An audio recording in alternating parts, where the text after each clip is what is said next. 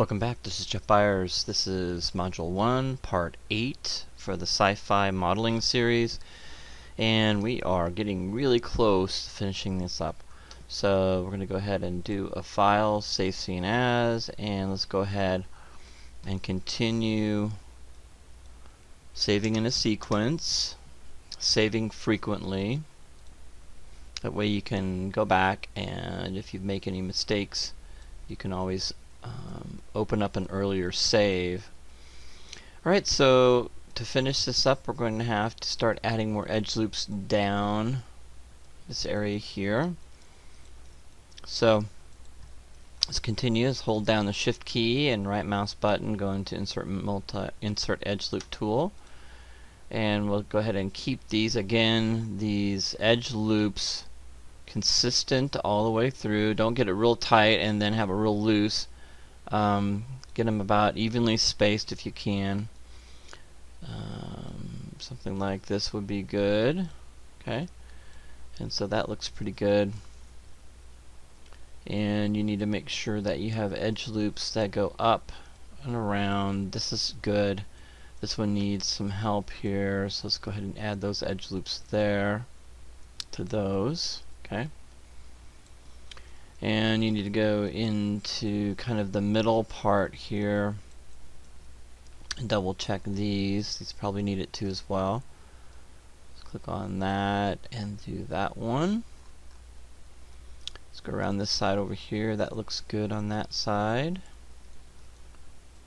Okay, that looks pretty good. And let's look over here and see what's happening over here on this side. I'm just double checking everything. It looks pretty good. Okay, great. So we're just looking at this side right here and this part over here. So I'm going to click off anywhere. Okay, hit the Q key and click off, and I'm going to go to selection mode. I'm going to hit the 3 key now. Alright, so let's click that off. Alright, so we're really interested in how this looks. Okay, alright, that looks pretty good. Then we'll go on this side and see how this looks. And that looks pretty good. And inside of here, we're looking for any abnormalities in the mesh. Any pinching in the mesh. I'm going to go underneath here. That looks really good. Nice and clean on this side too as well.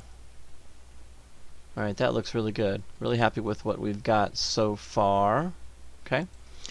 And we've got some nice sharp edges here. And it's smooth all the way across. Okay, so we're good now. Now we're good to cut everything in half. Alright, so everything's looking good. So I'm going to chop this up again. It's okay. We're in the digital world, we can just chop things up. So go to face mode, and I'm going to just cut this in half. I'm going to go to, hold down the right mouse button, go to face mode. I'm going to marquee select the side of the box and hit delete. Alright, so that's great. So that only helps with one side. So we got one side completely finished. And this is going to sound crazy, but we're going to go in here and chop it up even more. Alright, so we're going to go ahead and chop it in half here. Okay, delete that part. And we're going to delete this part over here from this side. And we're going to go to the side view, and we're going to get rid of that side, this part over here. So let's see, we're facing, yeah, so just make sure you're in the right axes. So if I go like this, and the Z is facing me this way, the Z is over here, you're clicking on the back. So the Z, you can look in the left bottom corner, left-hand bottom corner, and see that the Z's, if you move around like this, the Z is pointing towards you. If that's correct, you can go ahead and click delete. So this is basically all we're going to go ahead and we're going to mirror all this stuff over. Alright, so where do we start? Let's start from this side to this side. Okay? We already know where the mirror tool is. Everything is good. Let's go ahead and find out where the pivot point is. The pivot point is not correct.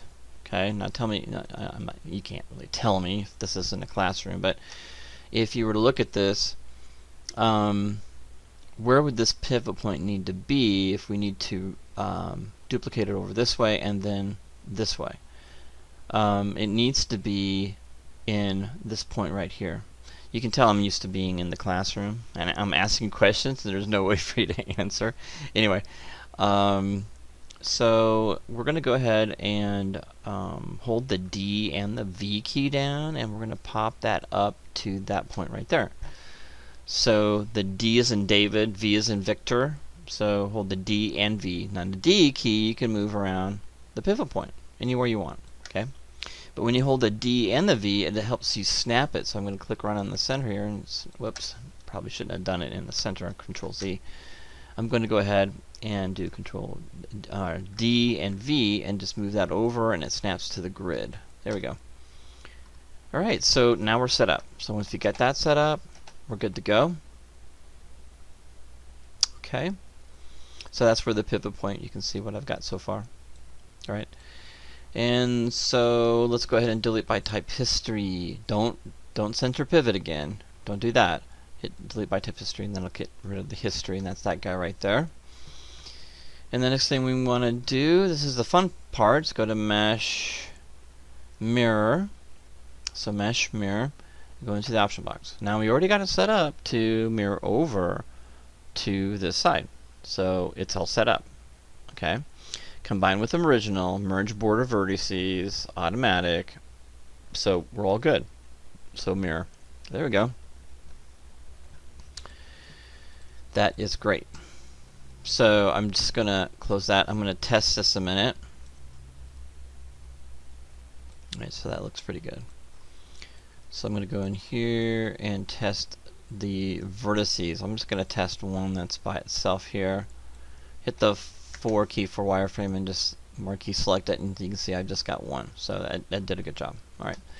Next thing we're going to do, okay, is we are going to go ahead and flip this over. Actually, let's go ahead and flip this over this way. And so we need the pivot point, hit the 1 key, and the pivot point is correct. So I think the pivot point is correct here. So you can see now we're going to flip it over this way. Alright, so we're going to mirror that over that way. So the next thing we're going to do is go ahead and rotate that around a little bit like that. Hold down the space bar, go to Mesh, and Mirror. And we can't do the same way again. We're going to have to do it in the Z-axis now. Let's go ahead and mirror that over. There we go. Perfect. Great. So we're almost there. Alright, so we've got that mirrored over. And that looks pretty good, so I've got to check those vertices a minute. And there's just one. Great, perfect. And I'm doing the center, you can see I'm just clicking on this marquee, selecting them, just making sure there's no double vertices on top of each other. And now for the grand finale, let's hit the W key to find out that's still in the right place. Yep, the center, the pivot points in the center, in the middle.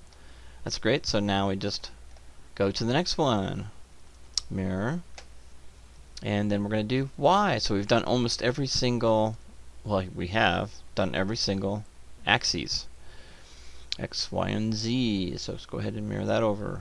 Oh no, what happened? Okay, so we ran into our first issue. So what could have happened here? Now we can probably just manually do this if we wanted to, but it's not letting us do the negative. So or it's remembering which way it's mirroring to. So it might have some history that it doesn't like. Okay, let's try that. So click off of it, click back on, And let's go ahead and delete history. And let's go to the front view, and it looks right. That looks okay. So I'm not sure why it didn't mirror it over. Are we not on the ground? Does it want to be in the 0, 0? Let's do it one more time and see if the delete by type history helped. And then we'll problem solve it from there. Y, oh, X. So if it's mirrored over, maybe it needs to be in the plus. Let's try X. Let's try negative direction. Okay, mirror it. Oh, it's way down there. It's what I thought. You're right. That it needs to be closer together. Okay, so let's go ahead. Control Z back. It needs to be down at that point. So let's go ahead and click on grid snap. So I don't know if we've done this already, but grid snap is right here. It's underneath the main menu bar. It's this guy. It looks like a magnet and a grid. So click on snap to grids. Click that on. And now we're going to just pop that down like that. Now it should work perfectly. Okay? We were doing the right thing, but we just weren't down far enough. Okay, so now we can go in here and go to mesh and mirror, and now it should work perfectly, and boom, there it is. Okay, great. Now the question is we have another edge down here that we didn't have before. You know what? I'm not going to complain about it because you definitely don't want to go through the trouble of taking that piece out there. You could if you wanted to, and merge all those vertices together. But it's a lot of it's a problem. It's a pain in the butt to do. So you know what? Having that extra detail in there is fine with me. And so I'm gonna hit the Q key, and we're gonna pop that back where it needs to be. So let's see if we can get it up to the grid.